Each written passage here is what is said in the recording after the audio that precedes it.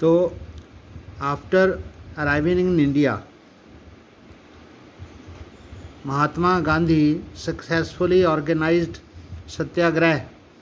सत्याग्रह का मतलब होता है, मैंने कल आपको बताया था कि सच का आग्रह करना। जो जुल्म करता है उसके साथ फोर्स से ना पेश आते हुए उसको प्यार से समझाना और धरना लगाना, मतलब ग्राउंड पर बैठ के सब लोग चुपचाप शांति से बैठकर उस बात का उसको आग्रह करना कि हमारी मांगें आप शांति से मान लो। तो उन्होंने, महात्मा गांधी ने यहाँ पर आने के बाद सफलतापूर्वक सत्याग्रह का अलग अलग जगहों पर आयोजन किया। इन 1917 ही ट्रेवल्ड टू चंपारण इन बिहार। तो 1917 को वो बिहार में चंपारण ज़िले में गए। To inspire the peasants to struggle against the oppressive plantation system. Champaran में जो किसान थे उन लोगों की एक संघर्ष था जो प्लांटेशन के खिलाफ, प्लांटर्स जो थे उनके खिलाफ था। प्लांटेशन वाले जो चाहते थे कि किसान अपने खेतों में उनके लिए इंडिगो एक फसल होती थी जिससे नील बनता था वो उगाएं, और ज़बरदस्ती उनको पहले लोन देते थे और फिर उनको कर्जे में फंसाते थे और उनका दोहन करते थे, उनको बहुत कम पैसा देते थे। वो किसान बेचारे कर्जे से छूट नहीं पाते थे। तो वो किसान आंदोलन कर रहे थे, तो उनके आंदोलन को प्रेरित करने के लिए गांधी जी चंपारण बिहार में गए। Then in 1917 he organised a satyagraha to support the peasants of Kheda district Gujarat. उसके बाद वो उसी साल गुजरात में, खेड़ा ज़िला था गुजरात का, वहाँ पर भी किसानों की एक सभा में वहाँ पर भी सत्याग्रह करने के लिए गए। Affected by crop failure and a plague epidemic, the peasants of Kheda could not pay the revenue and were demanding that revenue collection be relaxed. तो खेड़ा विलेज में लोगों की एक तो फसलें बर्बाद हो गई थी और दूसरा वहाँ पर प्लेग फैल गई थी। प्लेग एक छूत की बीमारी होती है जिससे गांव के गांव उजड़ जाते थे। तो किसानों को वहाँ पर ये इसकी दोहरी मार पड़ी। एक तो वहाँ पर उनकी फसल खराब हुई, दूसरा वहाँ पर एपिडेमिक, ये महामारी फैल गई प्लेग की, जिससे वो रेवेन्यू चुका पाने में, जो सरकार उनसे खेतों का टैक्स लेती थी तो उसको रेवेन्यू हम लोग कहते हैं, मामला कहते हैं उसको, तो वो चुकाने में समर्थ थे। तो वो किसान वहाँ पर सत्याग्रह करने, यानी रेवेन्यू कलेक्शन को बंद करने के लिए, जहाँ उसको रिलैक्स करने की मांग कर रहे थे, तो गांधी जी वहाँ उनकी सपोर्ट के लिए खेड़ा ज़िले में गए। In 1918 Mahatma Gandhi went to Ahmedabad to organise a satyagraha movement among the cotton mill workers. तो जहाँ जहाँ असंतोष था, जहाँ जहाँ जालिम के खिलाफ सत्याग्रह की आवश्यकता थी, तो महात्मा गांधी अहमदाबाद में गए। वहाँ पर जो मिल वर्कर थे उनकी कुछ मांगें थी जुल्म के खिलाफ, तो वहाँ पर भी महात्मा गांधी ने वहाँ पर सत्याग्रह का आयोजन किया।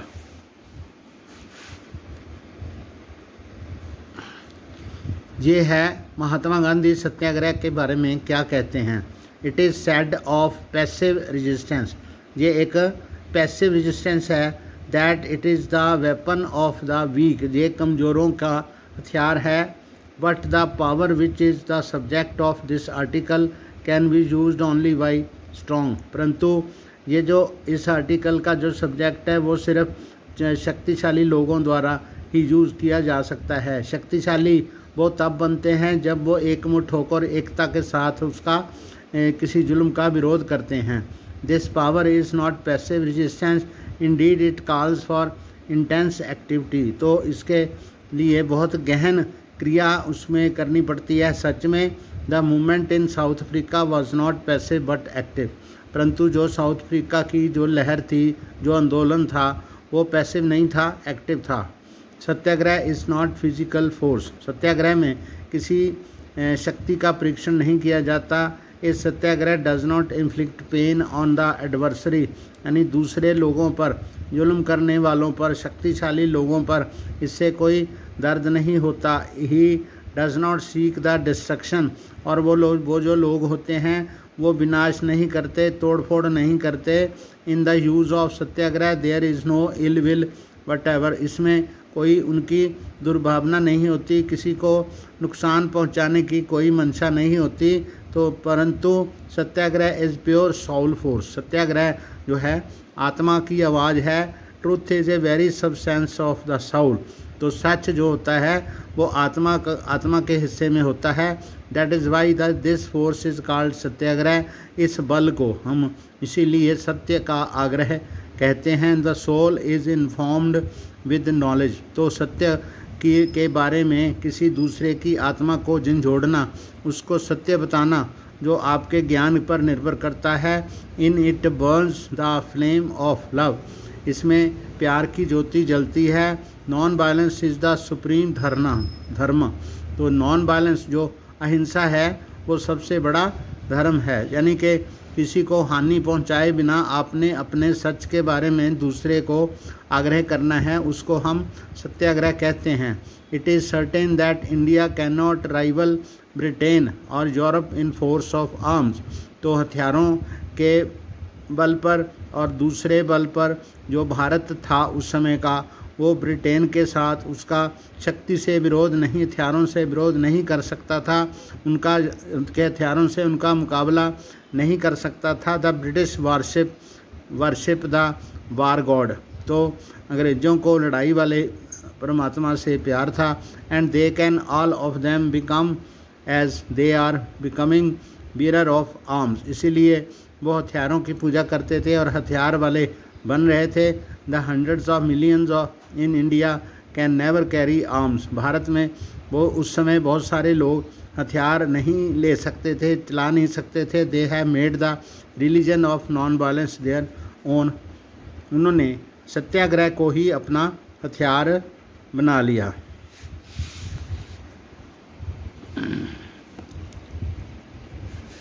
आगे है हमारा नेक्स्ट टॉपिक है रॉलेट एक्ट। तो अंग्रेज़ों ने एक रॉलेट एक्ट पास किया था।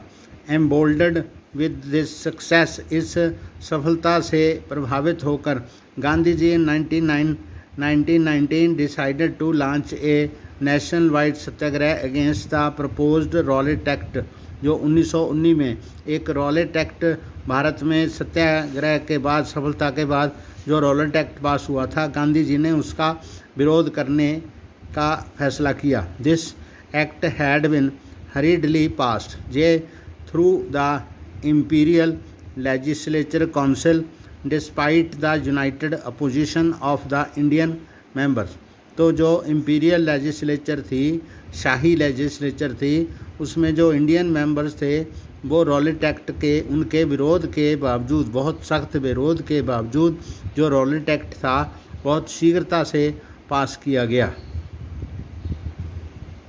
It gave the government enormous powers to repress political activities, इससे सरकार को राजनीतिक विरोधियों का पूर्णतः दमन करने की शक्ति मिली। And allowed detention of political prisoners without trial for 2 years, इससे उनको आज्ञा मिल गई कि वो कोई भी राजनीतिक जो विरोधी हो उसको 2 साल तक कैद में रख सकते हैं, यानी उसमें कोई बेल, कोई जमानत जहाँ कोई अधिसूचना, उनको उनके परिवारों को कोई सूचना, वो कहाँ रखा है, किस जेल में बंद है, इसके बारे में उनको कोई सूचना देने के लिए वो बाध्य नहीं है, परंतु वो किसी को भी गिरफ्तार कर सकते हैं और उनको 2 साल तक जेल में यातनापूर्ण तरीके से बंद रख सकते हैं। Mahatma Gandhi wanted non violence civil disobedience against such unjust laws, Mahatma Gandhi ji जो थे वो ऐसा अहिंसा वाला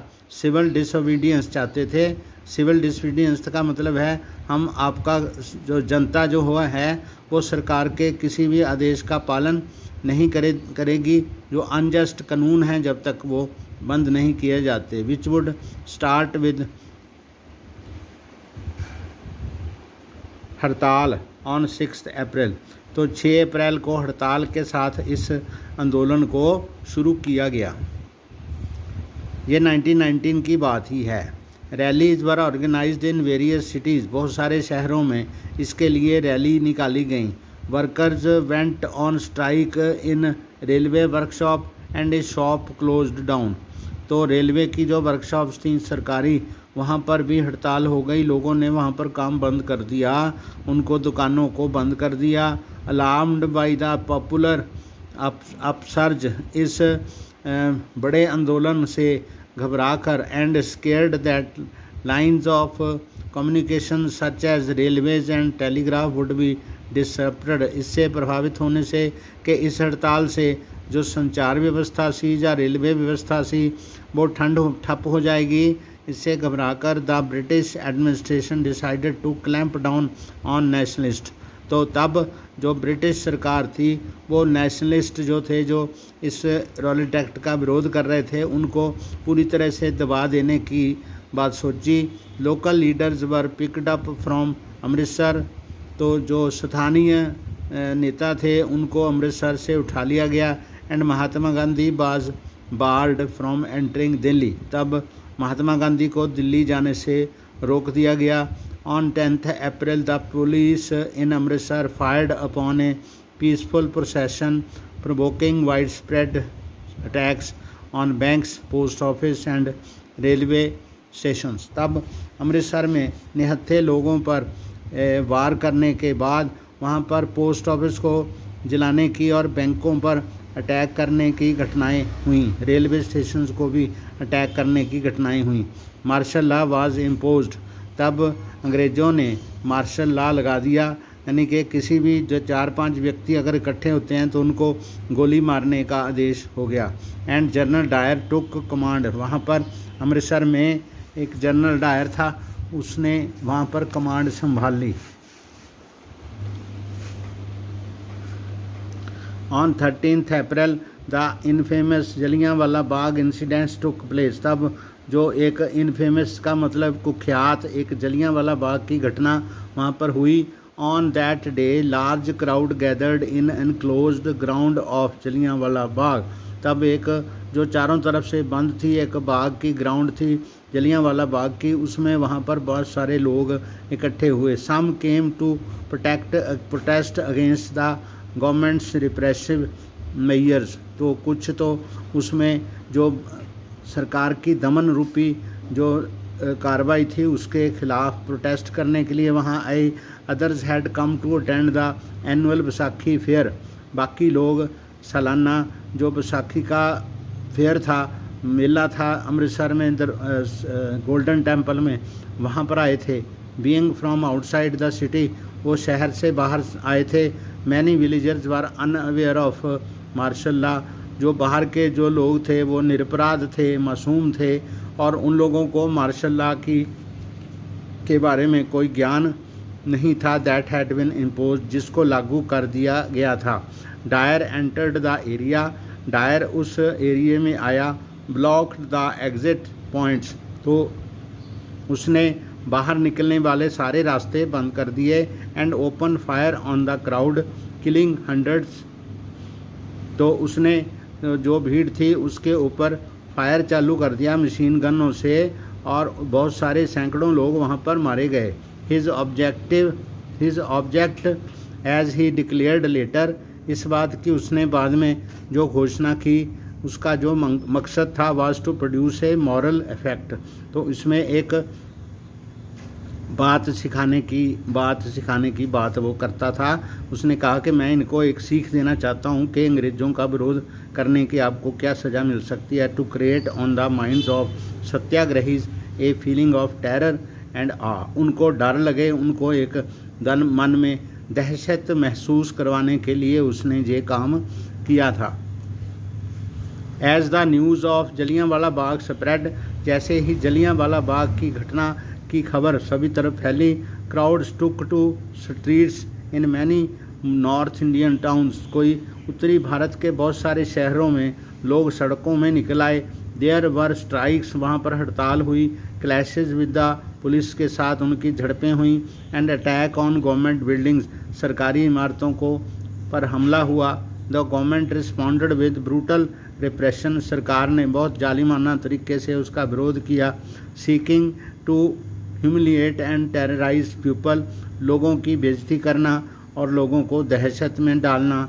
सत्याग्रही was forced to rub their noses on the ground, सत्याग्रहियों को अपने नाक ज़मीन पर रगड़ने पर विवश किया गया। क्राल ऑन द स्ट्रीट्स, गलियों में रेंगने के लिए विवश किया गया।